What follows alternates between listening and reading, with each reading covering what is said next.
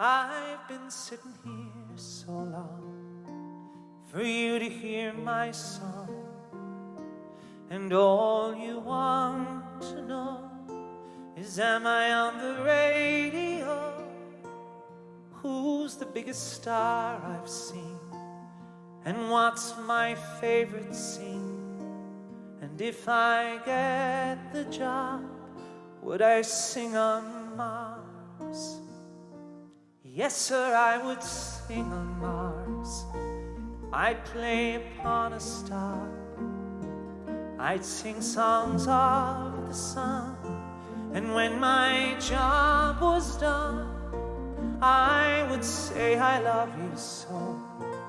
I'd like to sing one more, just for all young lovers, for the road. Tell me, sir, yeah, just how far I need to go to be a star. I have known my highs and lows. I've worked on every show. I've played in every town and brought some houses down. But critics never notice me. I'm not a star, you see. And yet I give my heart to every part. I would stand for hours and hours.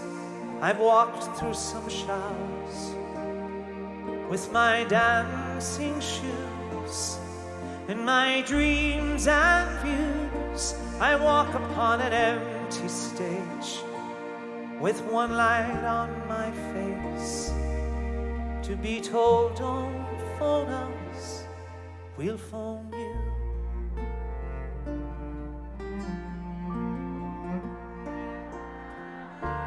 Tell me, sir, yeah, just how far I need to go to be a star, to be a star. Every day the same old scene, the same old happenings, 100 miles of shores, and yet no place to go. And when your luck is all run out, you're asked to take a bow. You've just stolen the show, but now you're on your own. Yes, sir, I would sing on Mars. My dream scene is me a star, me a star, me a star. I am a star.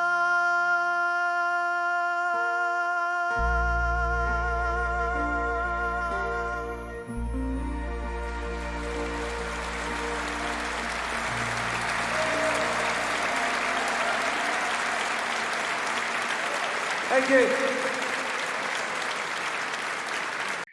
Hello everybody, and welcome to Be My Guest with me, Mary Honan. And I'm here today.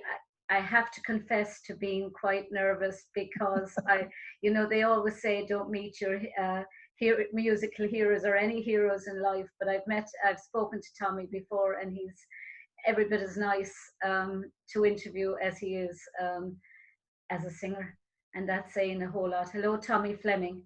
Hello, Mary. How are you? Don't be nervous. We're only having a chat. It's all new age. I'm as bad as anybody when it comes to technology. In fact, I'm a dinosaur when it comes to it. But it's a strange time for everybody, and we just have to, I suppose, batten down the hatches and get on with it. Go with the flow, so to speak. I mean, I think if the only good thing that came out of it was that it forced us into trying to use technology in a different way. I mean, I'm thinking of you go out and about now in your Jeep and you sing for people and you entertain them. You'd never have thought of that before this. I do. Hi everyone, welcome back. I'm only gone a week. So how are you all? Hope everything is going good for everybody, and we're getting back to normal. There's the two pooches. We attempted to go for a run earlier, just now actually, but between the rain and everything else, and to be honest, I embraced my pints of Heineken a little too enthusiastically last night, so a little bit delicate today. So anyway, there's the rain again. So today, I said I'd give you a song, so I'm going to give you a song, one of my favourites, and I started singing this when I was 18. I first sang this when I was 18, and I've been singing it ever since, so it's quite a long time with me. This is Bright Blue Rose. Have a great weekend, everyone, and I'll check back in periodically and with you, and keep safe, everybody, and I'll see you soon, okay? Here we go. Right, Ted Jones. I skimmed across black water without once submerging onto the banks of an urban morning. That hunger, the first light, much, much more than the mountains ever do. And she, like a ghost beside me, goes down with ease of a dolphin and emerges unlearned, unshamed, unharmed. For she is a perfect creature, natural in every feature, and I am the geek with the alchemist on. For all of you who must discover, for all who seek to understand, for having left the path of others, and you find a very special hand, and it is a holy thing, and it is a precious time, and it is the only way. Forget-me-nots among the snow, it's always been, and so it goes. To ponder is death, and is life eternally.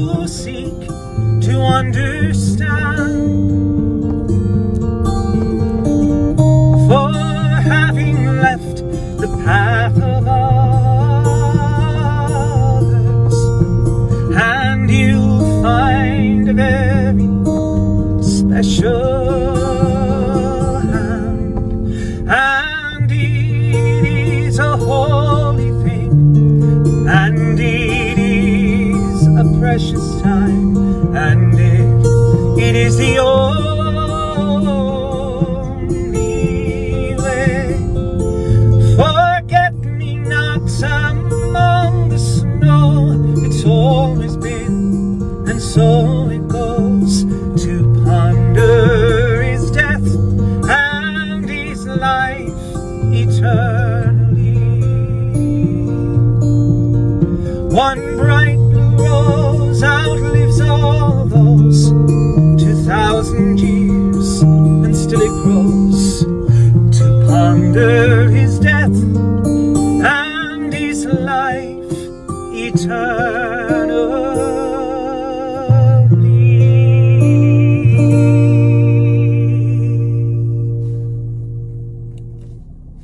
Now, there's Bright Blue Rose. There's Jody. Teddy's sulking because... Ted, come out and say hello. Ted. He's sulking because we didn't do a proper run today. Yeah, I know it's my fault. Anyway, folks, have a great weekend. And I'll check back in next week, I guess, or in a few days' time. Stay safe. Thanks again, as always. Bye. It was kind of... What started that was the clear out of the office, and we found all the backing tracks. And then Tina rang me one day. She was driving my Jeep, and she rang me. Well, actually, a friend of ours rang all of us, and we were all on a group video call. And I made a joke and said it looked like she was doing carpool karaoke with James Corden. Yeah, and then the next day I was out for a run with the two pooches, and it just gave me an idea that maybe do something from the car, and because everybody's doing home concerts and they're just trying to keep out there and keep relevant and keep current, I suppose. And I just said, I would tell with it, I'm in the car and I'm on my way for a run, so I just check in and say hello. And I thought, to be honest, I thought it would only go on about maybe 3 weeks, 2 or 3 weeks. And I ended up doing 100 days. I finished the 26th of July. Extremely popular. It was extremely popular. It was great. Do you know what? It was brilliant for me because it gave me purpose. It gave me, when I got up, I had to do it. I couldn't just have the liberty of lying on the couch thinking it was Christmas for 3 months. It's a worrying time. It still is very worrying. I'm still going to check in and do it. I'm still going to check in every now. I might even do one tomorrow, actually. Yeah. I was learning a song this morning. So it's making me kind of learn lyrics. It's making me kind of keep singing and not get lazy. Not that one thing I don't think I could ever be accused of is lazy. No. But I much gardening, because I know that the last time I spoke to you, you said you'd love to just be sitting and just working in your garden. I've been working in it all summer. I've been working in it since March, April, and it looks great. I'm very proud of it. I'll be honest with you.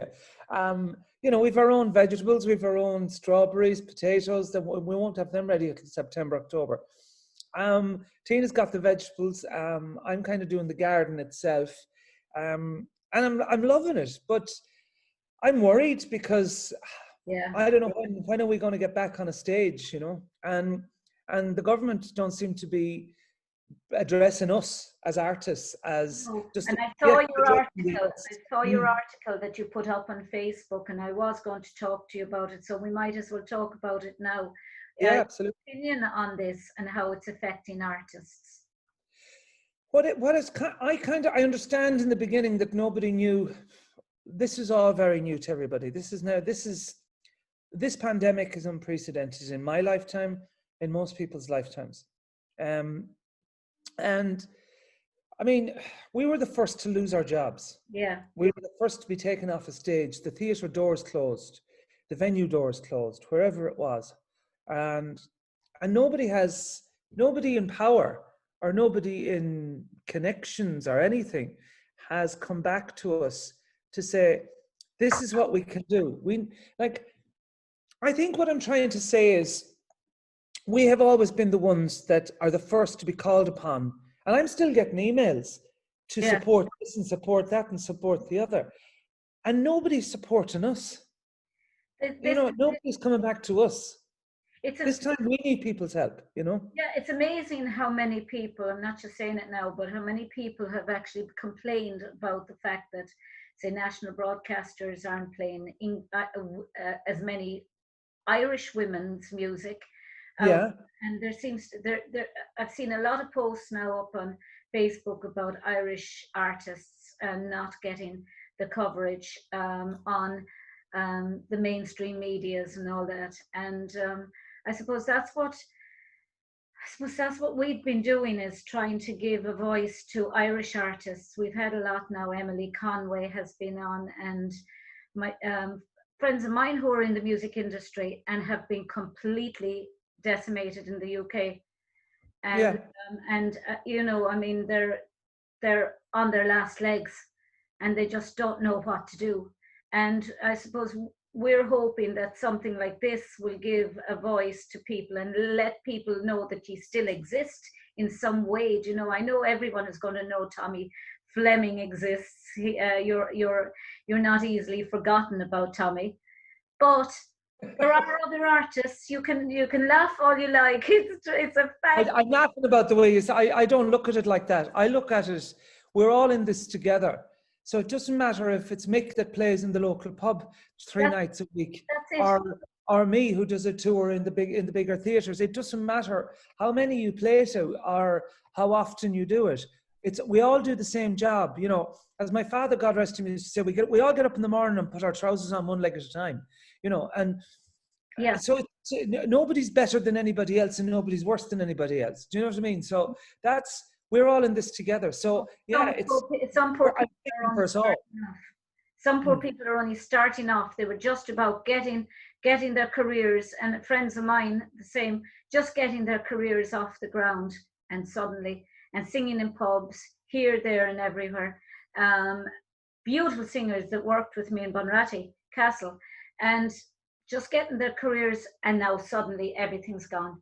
Everything's gone. And you know, I seen a post from on social media the other day from a lad that's in the business a good while and quite successful, and now he has to work as a courier because he has to pay the loans on his vehicles, you know. And like, I know needs must and cut your cloth and all of that, but this is different. This is, we're kind of just left out to sea.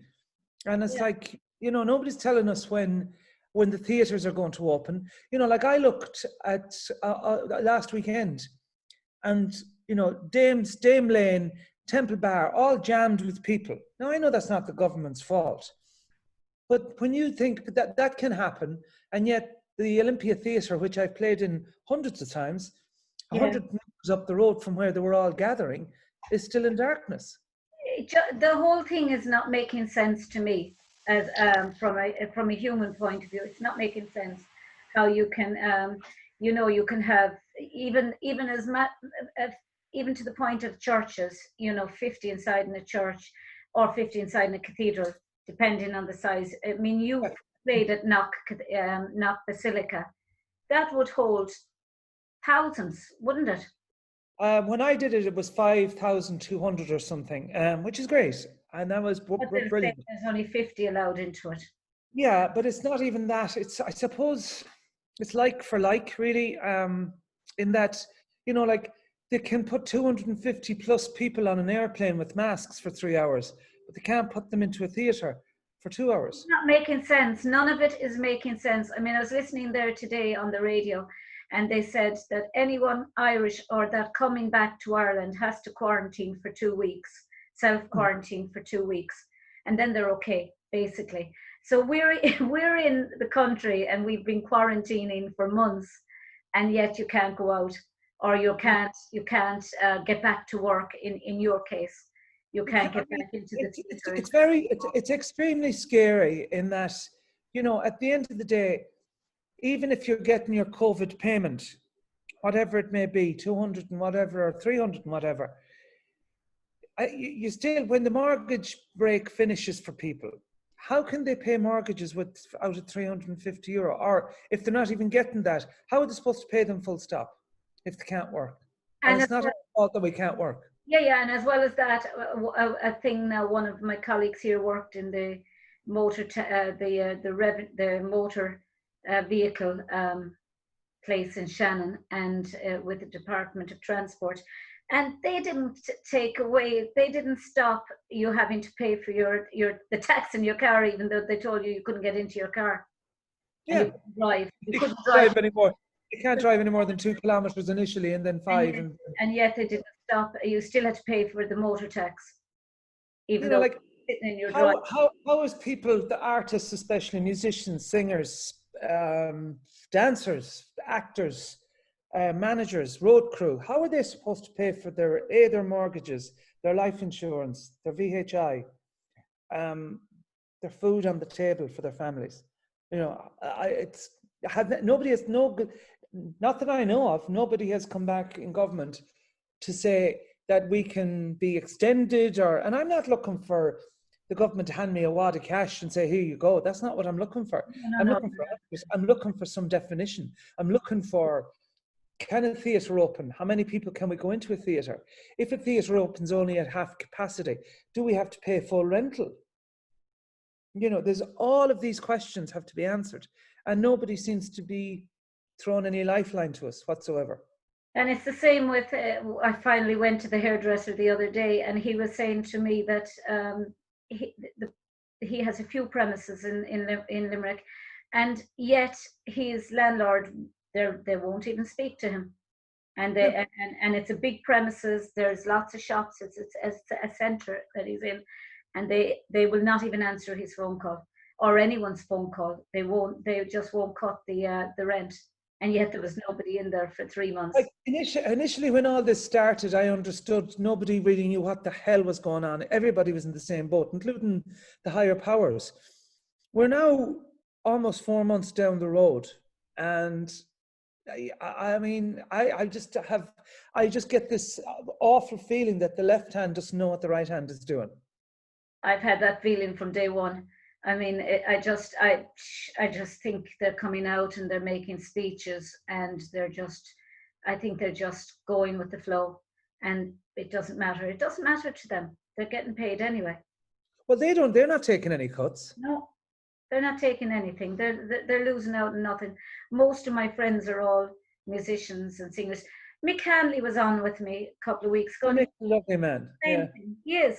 And he said exactly the same thing. Emily Conway, the same thing. They don't know when or what's happening with their careers, what they can do, when they can actually perform.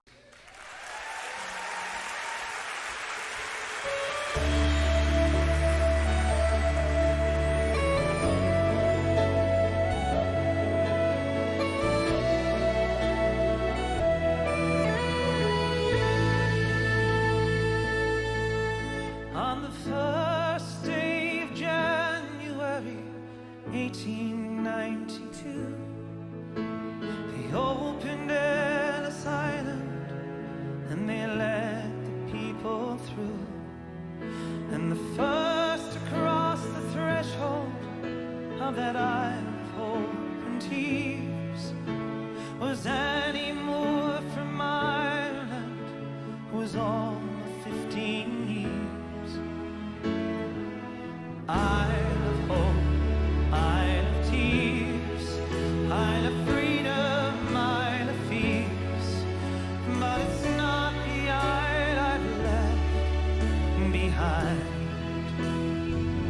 That isle of hunger, isle of pain, isle you never see again. But the isle of hope,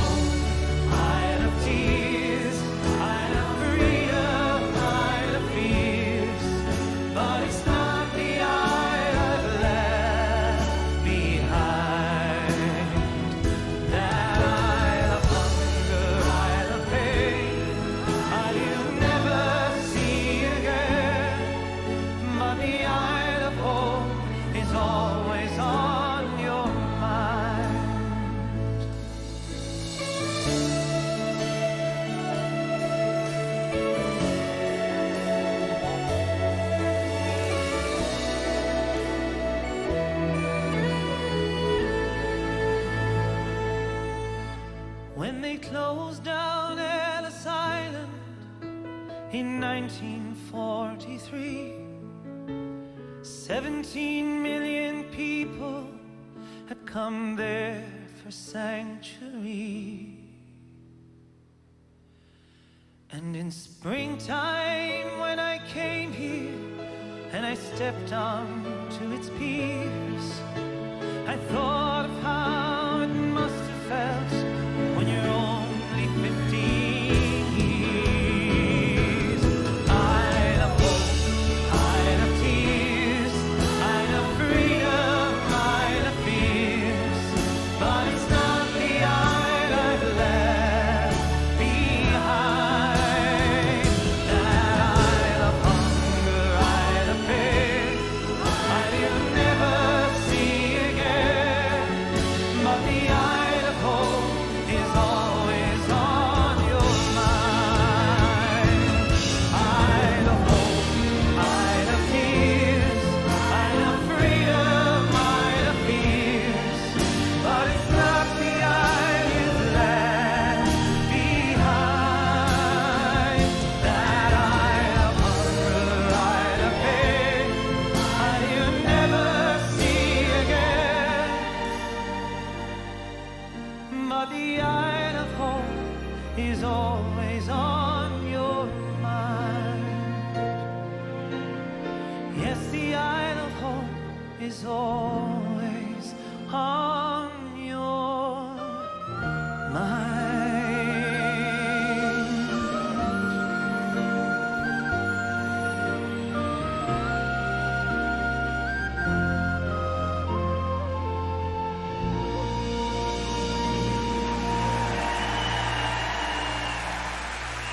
Thank you. Thanks a million.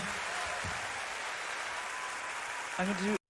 I mean, I'm looking there at the back of I have you both your tour, I think it's that way. Your tour in 2020. Is Yeah. that go ahead?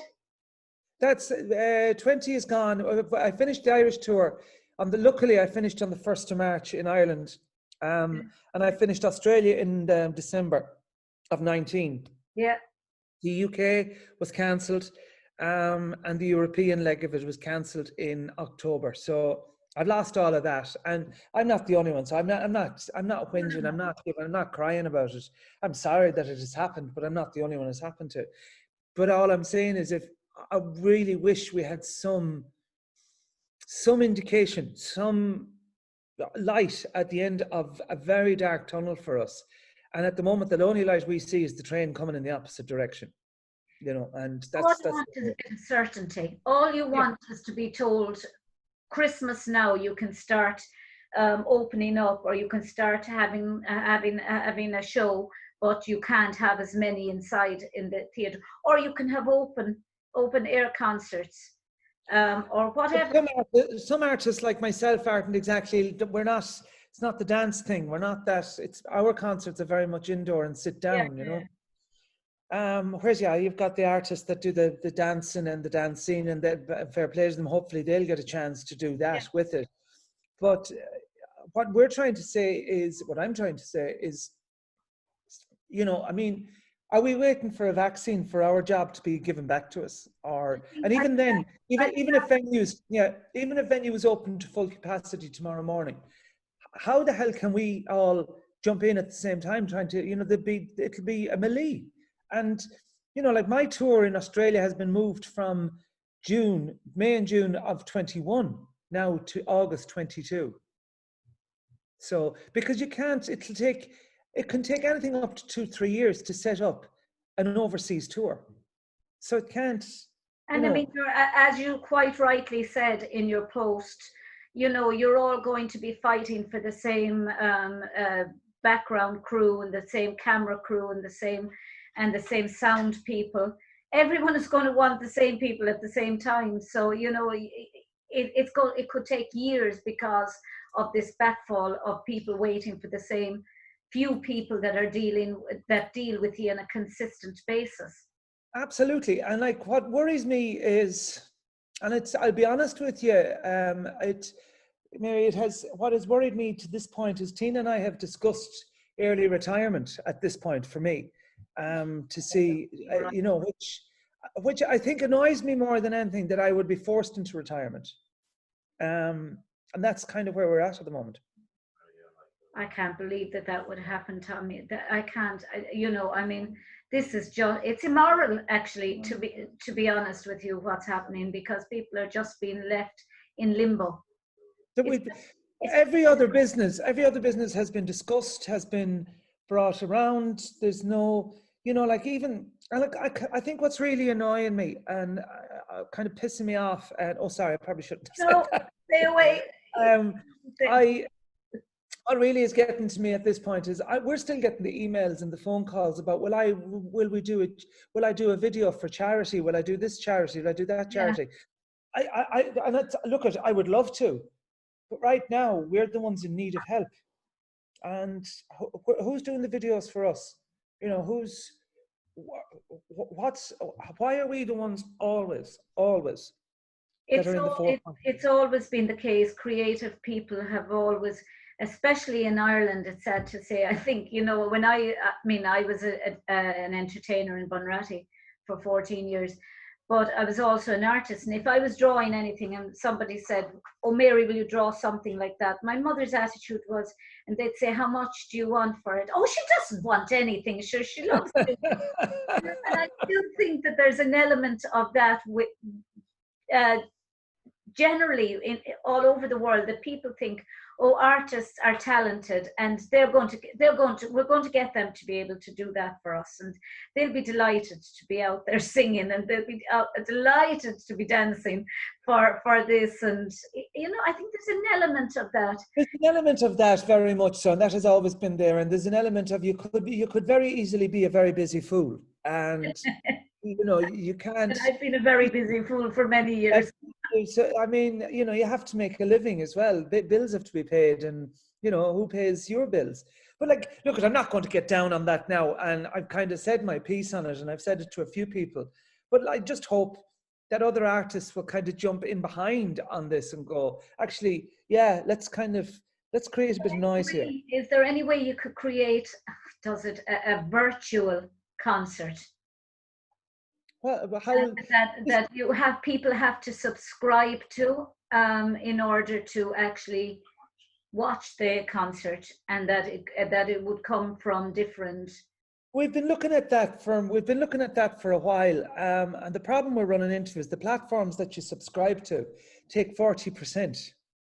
So you can't charge really any more than €15 per ticket, because people are sitting at home looking at it. They haven't got the luxury of sitting in a lovely theatre seat and seeing the lighting show and the whole thing. You're doing it from a small studio. So you can't we have to cut the cloth for them, because they're watching it on a screen. So when you've got €15 per ticket and there's 40% of that going to the platform that it's been broadcast on, what's the point? I mean, it's like a minefield. It's the same, Tommy, with, we're here and we're only a new station starting up. And I had, as I said, Mick Hanley on the other day. Mick sang Past the Point of Rescue live. And he sang one of his songs that he wrote about a mental patient here in Limerick. He was from where I'm from. And the mental hospital was behind us. And he said he used to always be, they used to be trying to get this mental patient to follow them as children. And he always had this guilt in his conscience that he tormented the mental patient. And he wrote a song about him. Now, he sang the two of those songs beautiful live. And I put them up. And next, this copyright thing came across Facebook. Now, we were with IMRO. And not Facebook, but YouTube. And so I had to write to them and say, he's singing his own song in the studio. And how are we supposed to promote Tommy Fleming and promote Mick Hanley and Johnny Doohan and Emily Conway and all of the Irish musicians that we're trying to do? Look, it's it's a minefield, and nobody's willing to stand out. Like the Minister for Arts now, Catherine, is it Catherine Martin, has now got 5 or 10 other departments thrown into one now. So it's kind of, it's Minister for Arts, Gaeltacht. But how can you be a minister for all of those? You can't. Well, I mean, the West has got no minister whatsoever now, anyway. Neither has Limerick. You know, so that's what I mean. The Western Seaboard. The whole way up. It's a disgrace. So it's a disgrace. You know, the government were formed, and all of a sudden, within 48 hours, there's a crisis. And now there's a bigger crisis I was watching it last night. I'm not going to get into it because I'm not political in any shape or form. But like, do you know what? But this isn't a political subject. It's a social subject. It's an emotional, it's a mental subject as well, because people's mental health is affected by all of this. It isn't just creative people giving out because they can't play their music. Not at all. I mean, huge, catastrophic effects on people's livelihoods, on their mental health, on their families, on everything.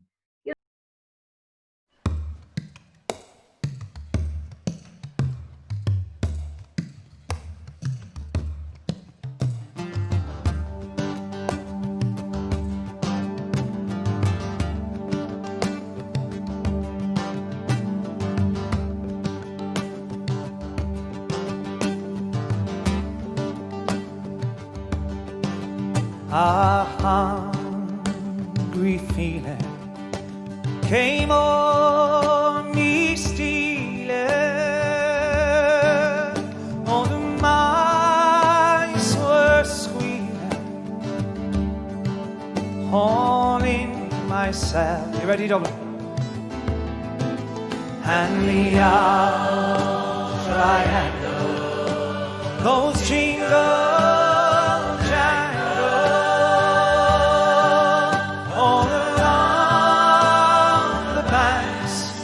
Of the Royal Canal. Oh!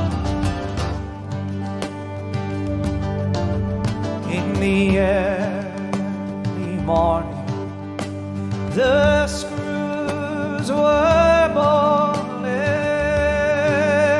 Sing it up, you blouses, and clean up yourselves. And the owl triangle goes jingle, jangle, all along the banks of the Royal Canal.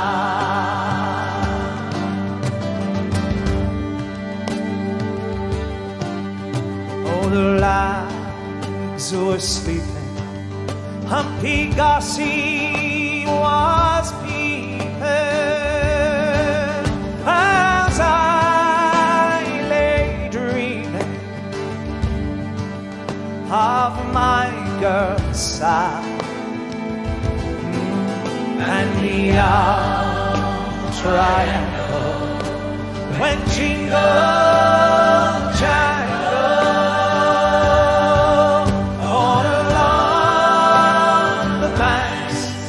Of the Royal Canal.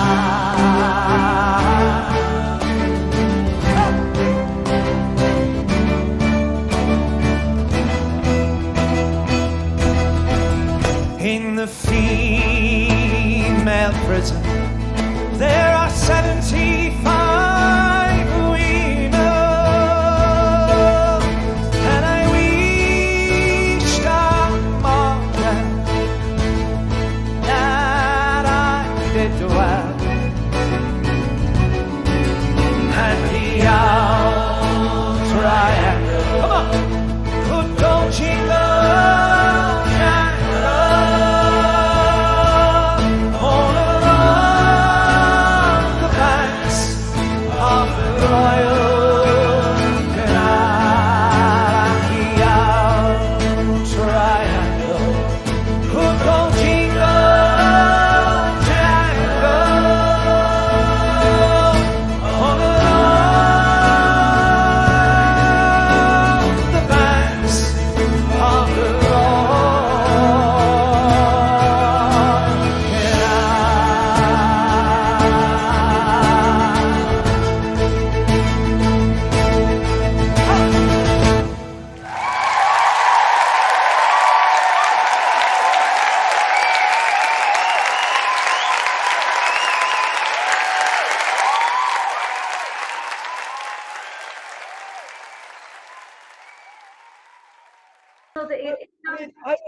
would regard myself as one of a fairly strong, robust as in mentally robust and fairly strong, and always have been. I've always looked at life through a very half full glass. Yeah. And if I used to always say, if the person that would be beside me, if everything was half empty glass, I would always tell them to find a smaller glass.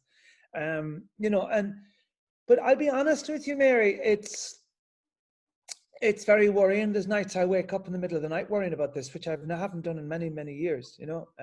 So if it's bothering me, I can't imagine how it's bothering somebody that wouldn't be that strong mentally, you know. This is it. People who are depending 100%, their next mortgage is depending on their on their music. And I see it with friends of mine, you know, the strain that it's having, because their livelihoods depended on playing in pubs and clubs and festivals all over England, and you can see the strain on them. And it's as I said it to somebody a few days ago, you know, it's all very, somebody said, well, what's the problem? And I said, like, my point being is, for the last almost 25 years, have you seen how much tax I pay at the end of every year? Yeah, I can imagine. It's quite a substantial amount of money. And nobody is there to help us. Nobody. And the amount of money that this industry brings into the country, let alone what we pay out in tax, is quite scary. And that, you know, like, you've got, and even another thing that used to always gripe me was the big artists that came in from abroad, and they never pay tax. You know, whereas I play Australian, I've to leave almost 50% withholding tax in the country when I'm leaving. Same with the UK and the same with America. So, and yet they can't do it here. And yet they're the artists whose music they're constantly playing, as people who aren't from Ireland. And this is what people are complaining about. There was one musician, and she has started a big thread about the fact that they don't hear Irish artists on. But they will say, oh, but you do. You'll hear Westlife, and you'll hear Niall Horan, and you'll hear all of those ones. And living abroad. Yeah, and like, you will hear Nathan Carter, of course, on the local stations, and you'll hear Robert Mazzell, all of those. That's brilliant. But on the Today FMs, and they'll say, well, we are playing Irish music. We're playing Dermot Kennedy. We're playing the Coronas, and that's so. They're getting away with it, but it's not going to cross the spectrum, you know. No, it's not, and I think that's what I can tell you one thing, Mary. Every time I've released an album for the last 8 years, I can't get on the Radio 1 playlist on RTE. So you tell me. That is just appalling. That would just make me. That just makes me itch. I stopped getting mad a long time ago. I just let it go. And at the end of the day, the public speaks for itself for me, thank God, because you have no idea what that does for me. Like, I turn up, I play the UL in Limerick, and it's full, and I've sold it out. Thank God, touch wood, I've sold it out for the last nearly 15 years. The same with the Bors Gosh in Dublin. You know, all the great venues, the Cork Opera House. And like, it's, you know, I'm not, and I'm one of the lucky ones, but like, there's a lot of artists that rely on that airplay to be able to sell a few more tickets, you know. But, I mean, we're being penalized. I mean, when we have people in, because you know, we put the shows up, and then we get copyright written across it, and we have IMRO, and you're there, and you don't know who to contact on YouTube. They're like these anonymous people that you send a blank kind of a message to, saying the artist sang this. I mean, there's just, you're doing your best. We have 2 hours every day, a show 2 hours every day for Irish artists, and it's dedicated. We have a country and ballad show. Actually, Brian, you can say hello to Brian Hinchy. He's just disgusted that I got you as a guest. Hello, Brian. Next time we can do it. No because Brian is country and ballad mix, and he showed us the music he had, and nearly every second piece of music was yours. Well, thank you. Thank you very much. Oh, we asked him, we said, Brian, you need help. Or you need to. So last night, Not at all. Keep going. Keep doing it, I Brian. said to him last night, if you want to come in and sit down over in the corner while I'm interviewing Tommy, why would I want to do that? He says, only torment myself because I can't be on. but you were very, he said you were very good to his wife years ago. His wife was in a wheelchair and she went to your concerts, and he'll never forget how kind you were to her. It's not about being kind, it's just about being human. Do you know what I mean? Like but they were big fans. I look at, thank God I've had a great upbringing, Mary, in that my parents taught me very well. I'm the youngest of 6, and kindness costs nothing, and manners cost nothing. Tell me about your upbringing. I know your parents died very tragically in 2016, wasn't it? No, 2012. They both passed away on the same day. And my upbringing was very normal. Was very. If I could actually be so bold as to say it was actually very idyllic, because I didn't think so at the time. Because I grew up on a farm, and I'm the youngest of 6. We didn't have much, but we had everything. If that makes sense. Wasn't it? Yeah, in Sligo, actually, South Sligo. And like where I live now in Escrone, which is right on the beach, that was our summer holiday spot. That's why I live here now. That's the memories I have. Even every day I go for my run, I run past the playground. Yeah. And it's just, there isn't a day that there isn't a memory evoked there, Yeah. But my childhood was amazing. It was very sheltered, for want of a better word, in a great way. We had the telly with 2 stations. When I was 14, we got a video recorder, which was a video player, which was brilliant. So every Saturday and Sunday, we had videos from the video shop to watch in the afternoons. But I grew up on a farm, and hating every bit of growing up on it. And the funny thing is, when I do retire, I would love to retire on a farm. You're a farmer at heart, aren't you? I'm a farmer at heart, absolutely. And I've traveled all over the world, and it still kind of brings me back to, especially when I go to Australia, I always kind of in the middle of the tour, at the end of the tour, I always take off and go up the coast and out the country. And there's a really great friend of mine, Hughie Scott Murray, and he lives out in a farm about an hour's east of Sydney. And I spent a good while there with him, and I go out fencing with him and all that kind of stuff. And you've been putting up fences. Yeah. I mean, not that kind of. Sorry, I meant fence. I mean, putting the fences up for the kangaroos that stop them getting in, to stop sheep and all that. And I loved it. But I loved that. I loved that at home as well. And I think that's where I get my absolute love of animals and wildlife. I'm a vegetarian because of that, because of ethical reasons. I have my 2 little dogs, and both rescues, and they go everywhere with me. I beat you. 3 rescues. Yeah. But they go everywhere with me. And to answer your question, my parents were both very amazing people. Very kind, very decent. And very non-pushy whatsoever. They were not, they weren't like, my Tommy's out singing or anything like that. There was none of that. They never even pretended. Now, don't get me wrong. Deep down, they were bursting with pride. And I used to love when I mentioned, anytime we played kind of Dublin or the Cork Opera House, and if my parents were there, my mother would always insist that she had to sit in the box. But like the Queen. I got very normal, very simple childhood. There was no mobile phones, there was no computers, there was none of that. And then you were allowed 1 phone call. It's almost like prison, on a Sunday to your cousins, and that was it. And I think we had the only phone in the neighbourhood at one stage. We were the first to get a telephone, and all the neighbours would use our phone. Up to then, my mum used to communicate by the local telephone box. She'd ring down the road, yeah. And he'd ring, or he'd ring her because he lived in England and she lived here. He couldn't get a job, but it was normal.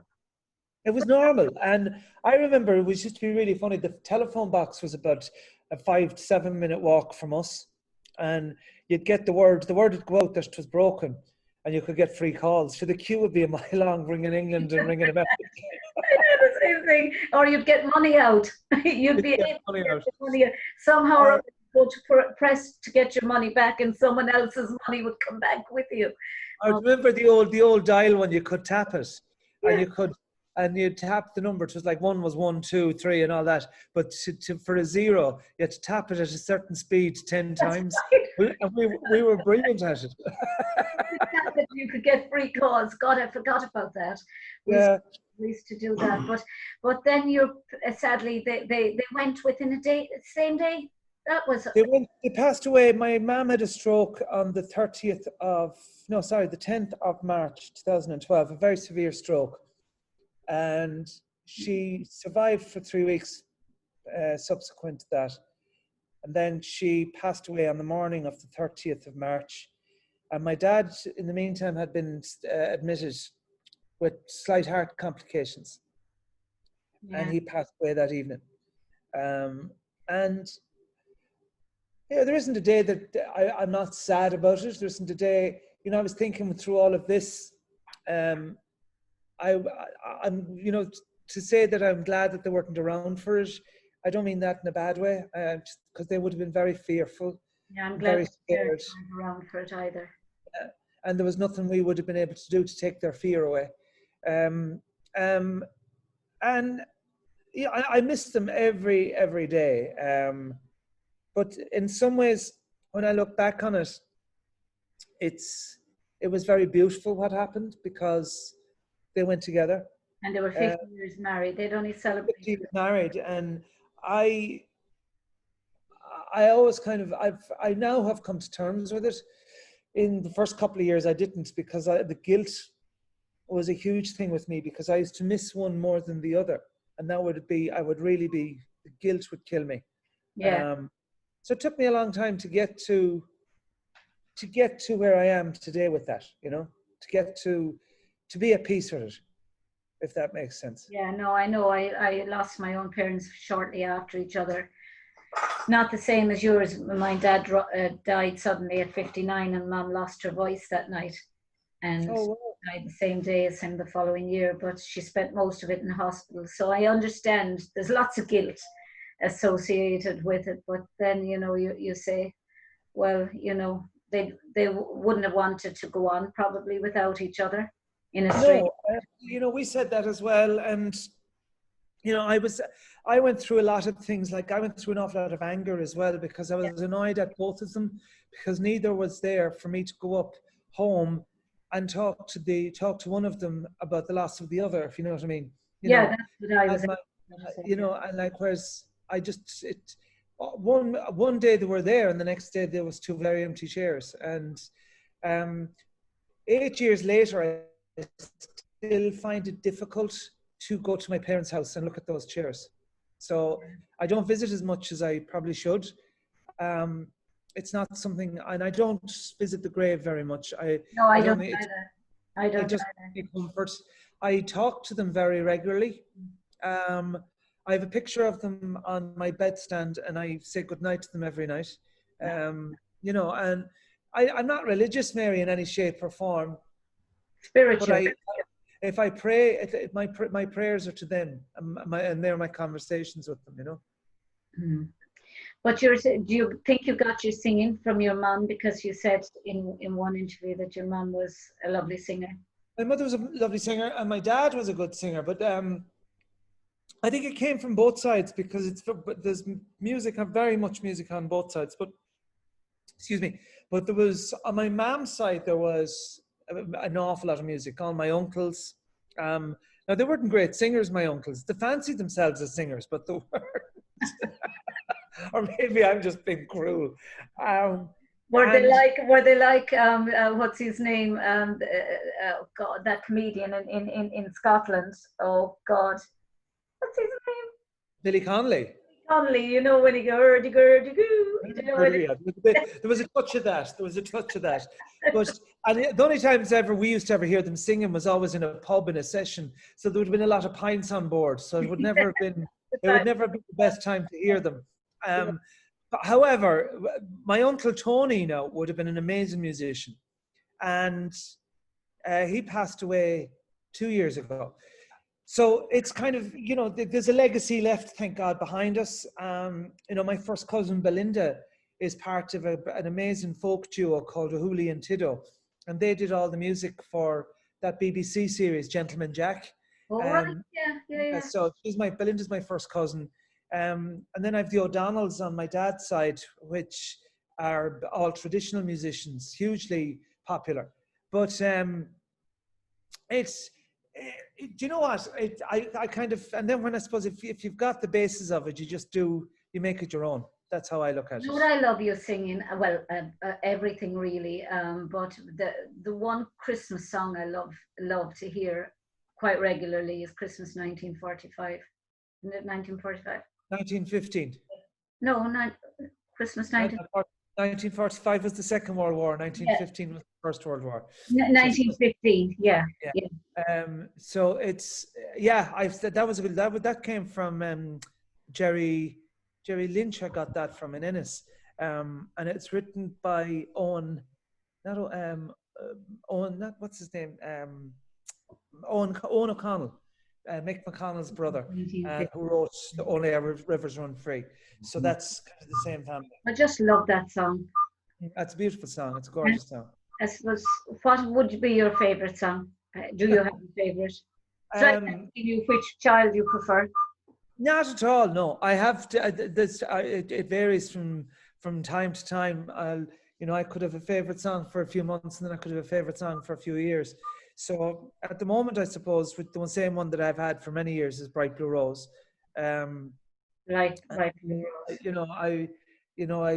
When I was doing the tour last year, one of my favorites on the tour was Bring 'Em Home from Les Miserables. So the songs vary. The favorites vary. So it's not like asking who's your favorite child. You can't have them all. So you have to have one favorite or one. It's the songs kind of, I suppose I've recorded so many at this point that sometimes the favorites that I haven't sang in a long time kind of crop up again, Yeah, I loved your well, I only saw it on TV, but your concert in the Basilica in Knock. Oh, that was done. That was 15 years ago. Yeah. It's actually 16 years ago now. It must have been a special moment for you inside. It was special in many ways, because it was special in bad ways as well as good ways, because the electricity went about 2 hours prior to the doors opening. Oh. So yeah, it was and it was -4 outside. So yeah, that was it. Yeah, when you see the people in the coats in the audience, and then if you look in the background, when it does a wide shot of the audience, you'll see all the lights at the back are all off, because we hadn't the power to put all the lights behind the audience on. We only had the power from the stage, and that was running on generators. But hey, look, it was what it was, and it became a great success, thank God. Yeah. How did you get involved in that genre of music? Did you always sing ballads and always sing? That was always there. I suppose I grew up with it. I was very much a traditional bass, kind of ballads that my father would listen to, like the Dubliners, Bothy Band, Planksty, all that kind of stuff. And then obviously on both sides there was very much traditional music. So that was ingrained in me all the time. And then as I grew, I got to kind of have my own likes, my own tastes, and my own way of doing things. So I kind of branched out into more contemporary side of it, which kind of encompassed musical theatre as well. So that's where it all went. That's where I cast the net a bit wider than normal. Yeah, I see your voice very suitable as well for the musical theatre, the Lloyd Webber type shows. It's a completely different discipline, but I enjoy it just as much. Do you know what I mean? I really enjoy it just as much. Yeah, because that one, Bring Him Home, that really makes your voice. Yeah, you've got a high range. Yeah, it takes a lot of control, and it takes a lot of practice, I suppose. You can't just pick it out of nowhere and sing it. You have to practice it a good bit. but you know, it's an enjoyable thing they're all very enjoyable to sing, and just very it kind of brings you to a different place, and it's not the same style of music either, you know. No. And I suppose, you know, if you were down the line, I suppose, to retire, I don't see you retiring. I think it's I might have to. the day that's in it. But if you were to retire, what do you think you would spend your time doing? You'd obviously be listening to music. If I was to retire, what would I spend my time doing? Giving out about everybody else. Because I wasn't doing it. No, I don't know is the honest answer. I can never say what's life going to be like in a year's time. What's life going to be? Please God, we're still here. I don't know is the honest answer. I still would keep my hand in there. I still would tour a little bit. I still would write music. I still would be involved somehow. Maybe not just as much. Where do you see the music industry? Do you see? I think you started off very, very contemplative, really, about the situation at the moment. But do you see? I've seen a lot of changes over the last 25 years in the industry. Be it the biggest one, obviously, was the internet, which completely wiped out physical sales of CDs and albums. And this is the biggest, if you want to call it, for want of a better word, this is probably the biggest crisis we have ever faced. And the problem in this crisis is the fact that there is nobody throwing us a lifeline. Nobody. You know, like the internet wiped record shops 15, 18 years ago. And now we've got this. And this is far bigger. Everybody is affected by this across the board. It's not just with the record industry, it was people that made the records. And then, so therefore you had the people that in studios, you had people that side of it was affected. However, this time, everybody's affected, from the man that sells the tickets to the man that puts the sound equipment up, to all the way down, all the way up, if you want, to the person that stands on the stage, and that is me or any other artists. And then, you know, I'm responsible for like up to 15 musicians, and they are going to lose their livelihoods if I don't get back. So and then you have managers, you have the manager staff, you have all of that. So the knock-on effect is profoundly huge. It must be very stressful.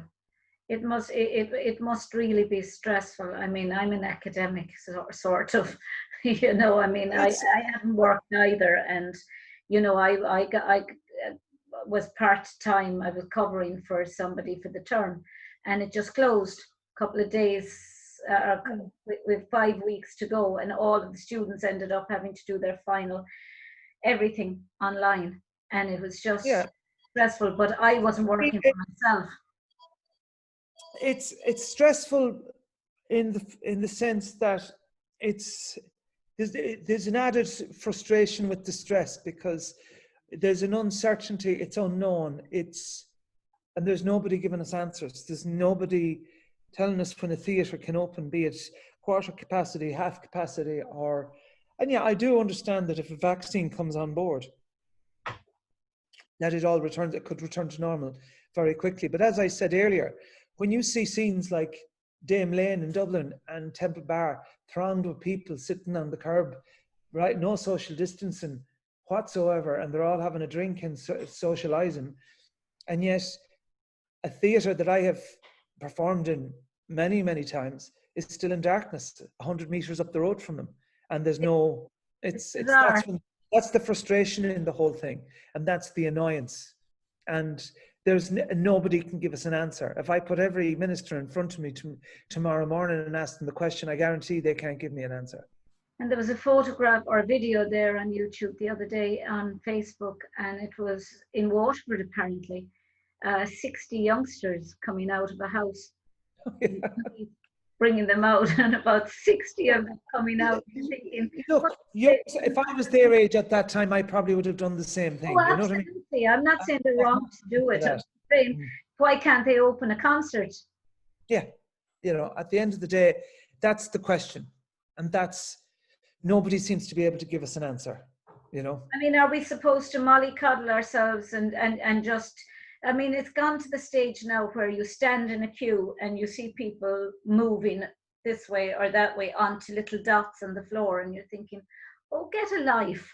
Do you know? I mean, you kind of feel like people are actually, trying to keep their distance, and they are trying to keep their distance. But you could get paranoid as well about the fact that paranoid. But I mean, I think, as I said, the frustration lies in all of the contradictions that are happening, and it's not even a juxtaposition in something. It's what it is like you've got flights going to Lanzarote or wherever they're going, 250 people on a plane, jam-packed, and they can fly as long as they've masks on them, but they cannot put them into a theatre for 2 hours with masks on them. So explain that one to me. About 2 months ago, 80 flights, the head of the aviation authority said that day 84 flights had come in to Dublin Airport, and only about less than a third, less than a third of them were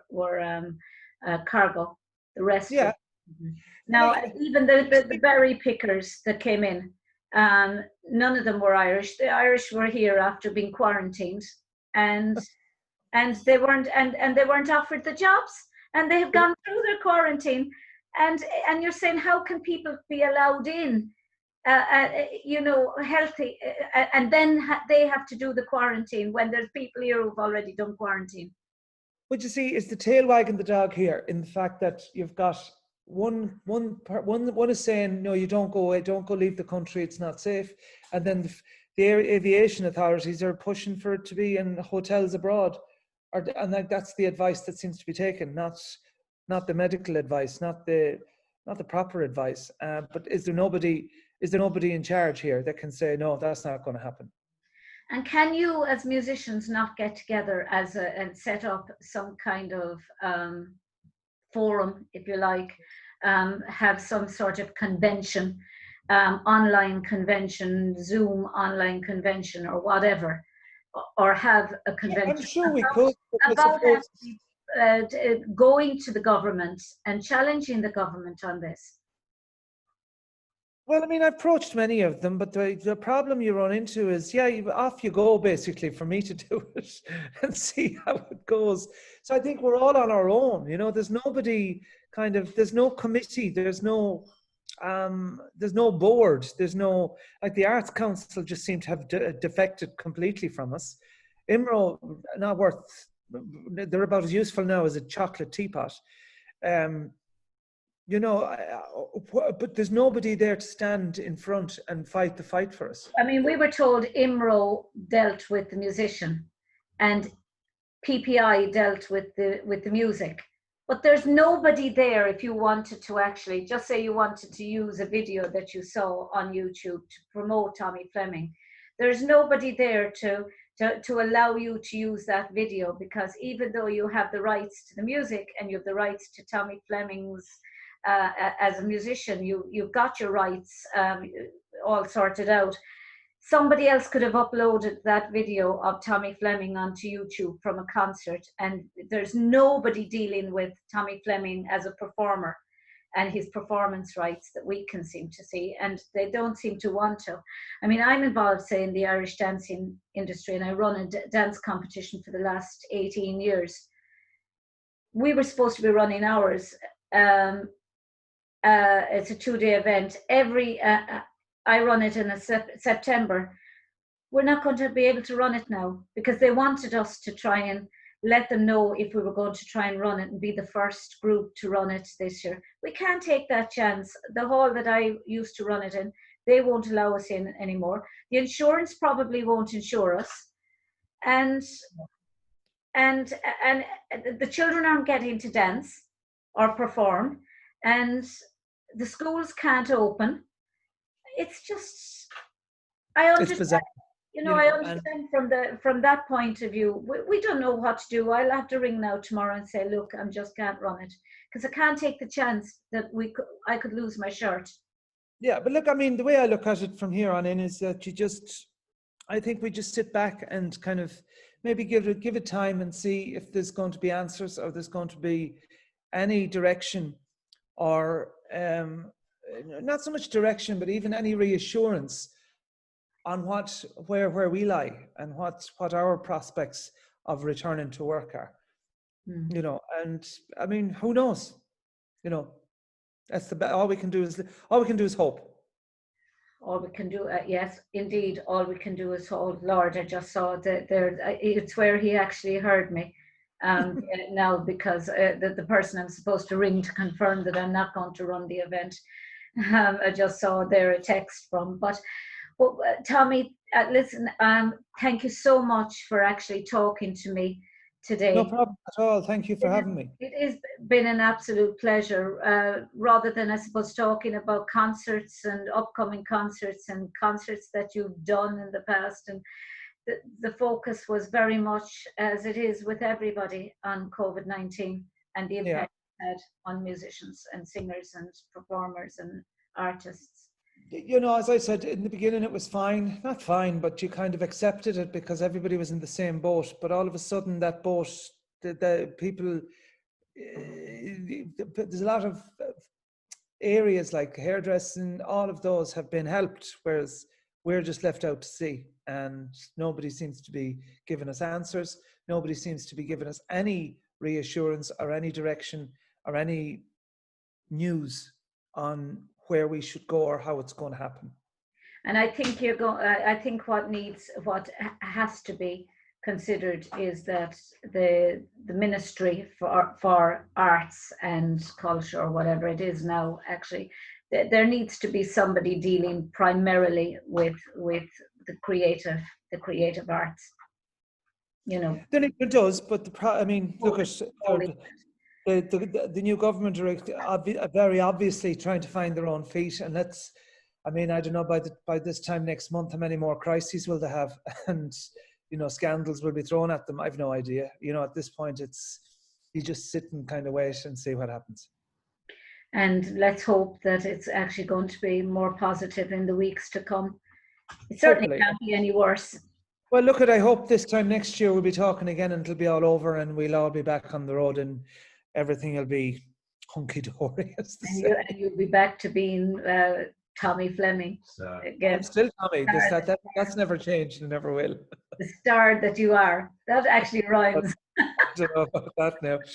But I just do my job and I enjoy it. That's how it is. And long may you do that, honestly, Tommy, because you do give people a lot of pleasure listening to your music. And you've seen with your Jeep singing, your Jeep performances. They're amazing. There's a great little idea. I know it's, I suppose, the next thing now you'll have to do is start bringing somebody else, do a James Corden in it completely. Oh, that'll be too much hassle. The Irish James Corden, far better. Yeah. Thanks a million, Mary, for your time, and we'll check back in again sometime soon. Indeed. Thank you very much, Tommy. Not at all. Thank you. Go on, lad.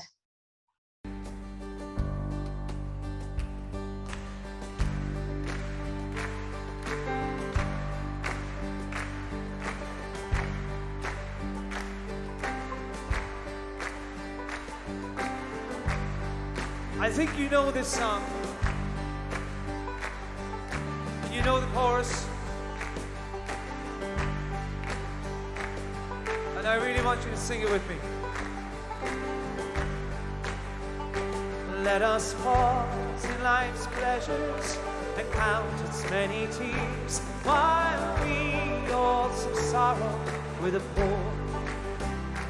There's a song that will linger forever in our ears. Oh, hard times come again no more. There's a song, it sighs of the weary. Hard times come again no more. have lingered around my cabin door. Oh, hard times come again no more. While we see mirth and beauty and music bright and gay, their frail forms fading at the door. Though their voices are silent, their pleading looks will say, oh, hard times come again no more. Come on! There's a song that sighs of the weary. Hard times come again no more. Many days you have lingered around my cabin door. Oh, hard times come again no more.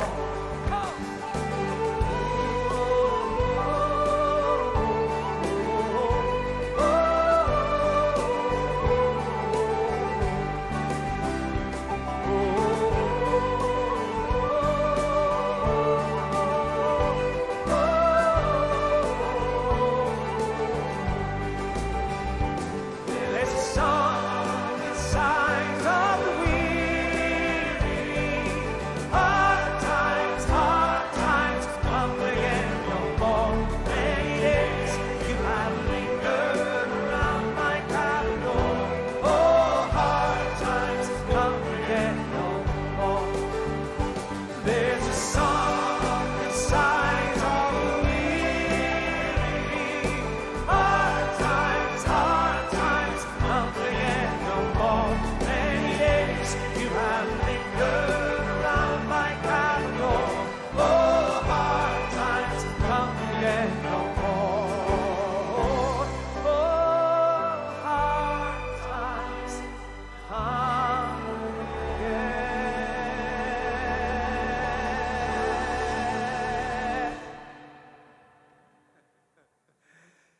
no